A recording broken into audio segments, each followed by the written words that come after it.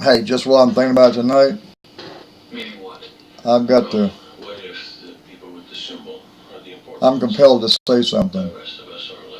And I'm not going to be around forever. I know that. Uh, Even Methuselah knew when when his time was up. But anyway, one of my very favorite people in the whole world is Rosie. Rosie, I don't give a crap if it's 10 below zeros, if a tornado just came through, a hurricane, bears in the park, whatever. You talk to Rosie, she'll say hello to you. She just does that. Two gorgeous kids, a husband. I never met the man. I had never met the man.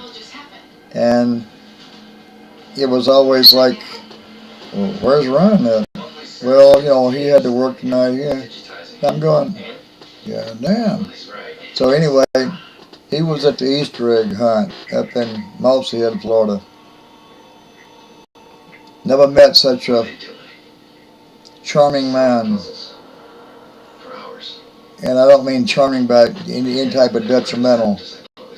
The folks have got him completely confused.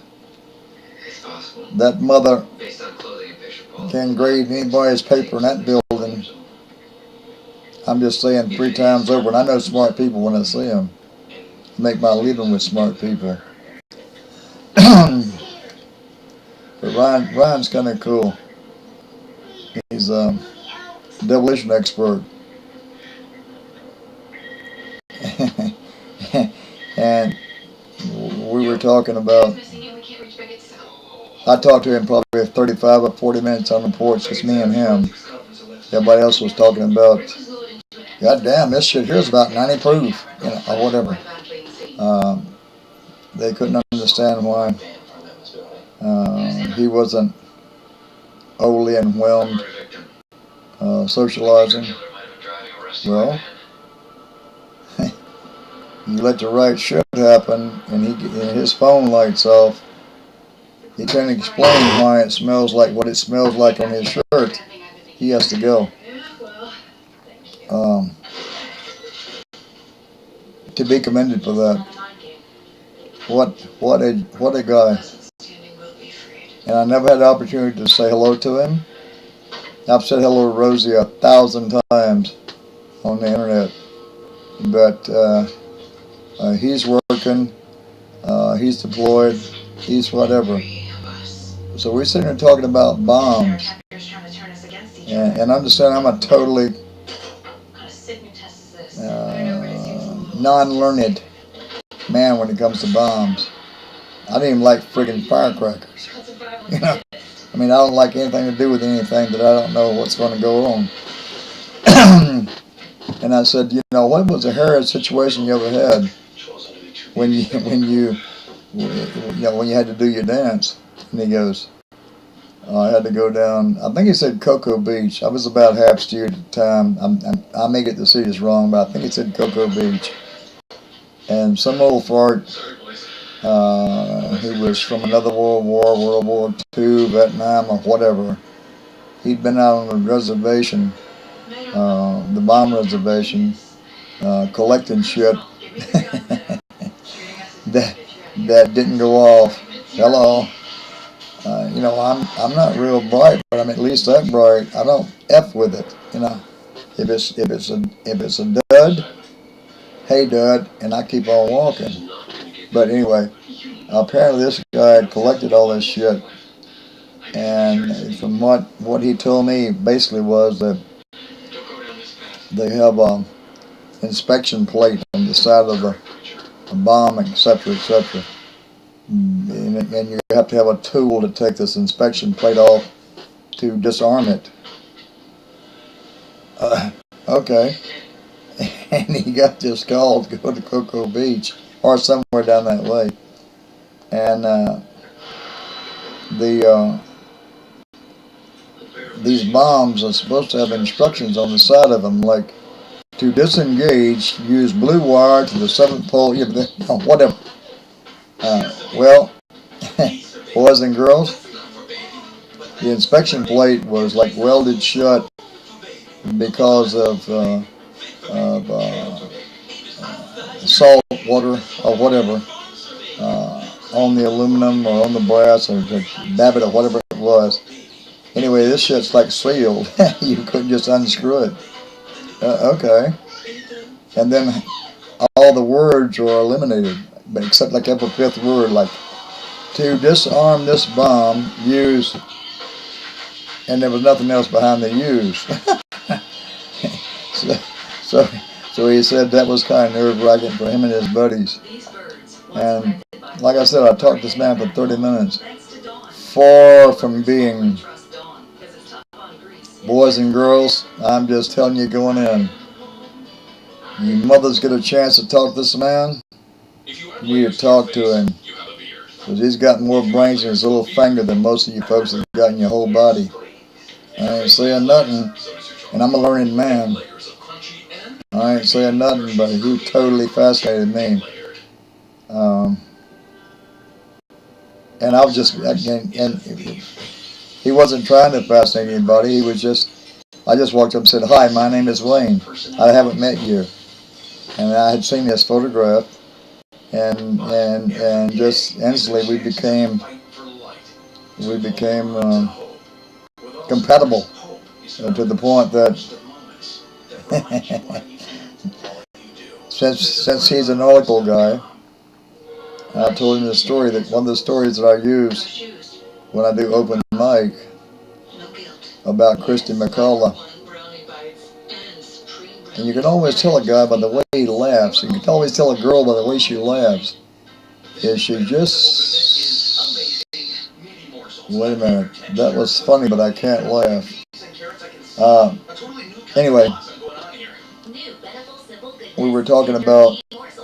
I had done a photo shoot in Merritt Island or somewhere over that way. And we were doing ROTCs, and the commander of the ROTC come out and said, "Let's all go out in the parking lot. They're going to fire the missile here in a minute. They're going to fire the space shot." Okay. And then we had a live coverage back and forth, and the Shorty, ever who he was, Shorty. Anyway, he was conducting the countdown. We have 7, 6, 5, 4, 3, 2. We have a clean liftoff.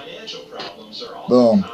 At this time, the shuttle they're going into a yaw to the right, and they'll be going down the coast. And about a minute later, or not a minute, about 30 seconds later, he says, "At this time, they're 18 miles due north of Fort Lauderdale." Damn, they just left here like it. And then we're sitting here bullshitting in the parking lot, and the ROTC guy walked over. We're sitting here chit-chatting for about 10 seconds or whatever. And then you can hear the live conversation between the astronauts and the shorty on the ground, the space controller. And he says, and I understand this has only been like 2 or 3 minutes. "At this time, in the event of an abort, you're clear to land in Balboa, Spain." What? That's quicker than a Chevrolet. But anyway, I told Ryan the story of Christy McCauley. Very sad story. That's our school teacher lady that got blown up in the astronaut in the space shuttle mishap. But it's very unbeknown to most people what she said on the last day on Earth. And I get a little bit choked up about this. Just shows you how people think. And Christy turned around to her husband that morning and said, "Doug or Chuck," what his name is, I forget his name. "You feed the dogs and cats, I'll feed the fish." And she did. At 11:02 in the morning, she she fed the fish. Now, Ryan liked that story real well because he could relate to it. I ain't saying nothing, but one of the nicest people I've met in a long, long time. And Ryan, if you're out there, partner, uh, uh, Rose didn't pay me to say this. I haven't been paid. I have nothing to gain by it other than I appreciate your hospitality and I appreciate your service and I appreciate your brain. And when we were sitting down talking about just what your job is, and I was telling you a story about the nurse that waited on, to help me and whatever when I was injured, and we was an ex-Air Force person, and he said, write this down somewhere, boys and girls. Damn, this is kind of important. The Demolition Squad, we're self-sustained. What? Now stop and think about it. Here's a Demolition Squad working on a bomb, right? Bam! Something happens. You're going to look for a medic? That's somebody that's already back in the car. Now I'm just quoting somebody named Ryan.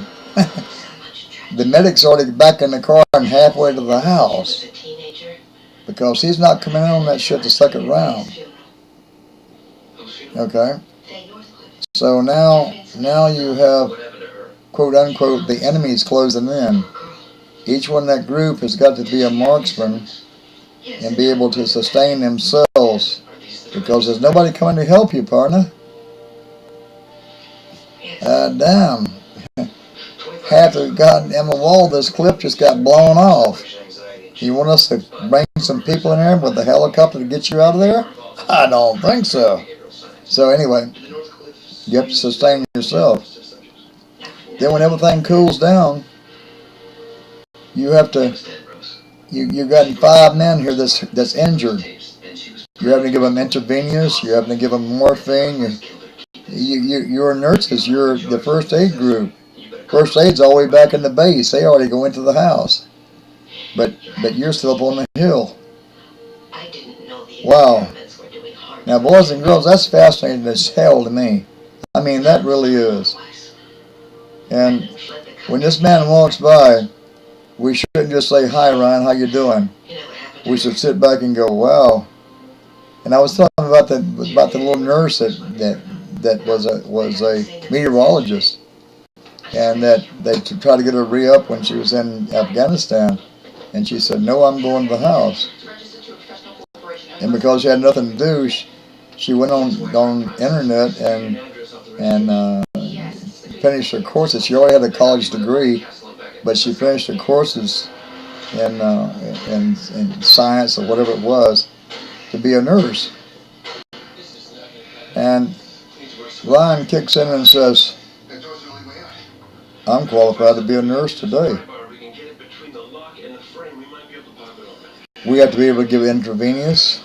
We have to be able to do emergency splints.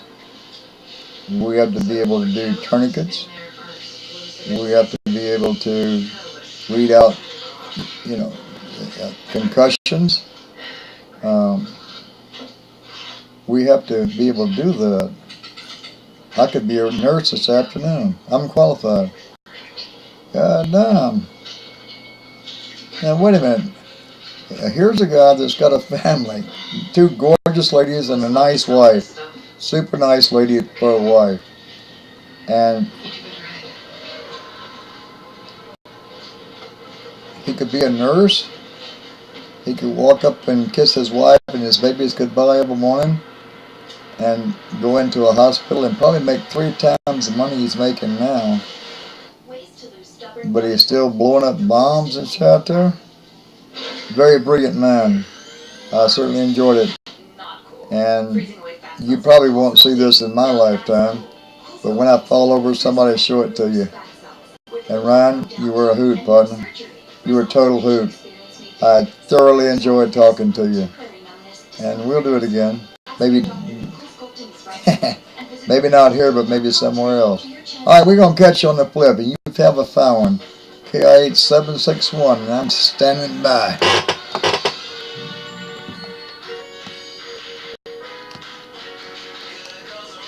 Well, I got it. Oh, here you go.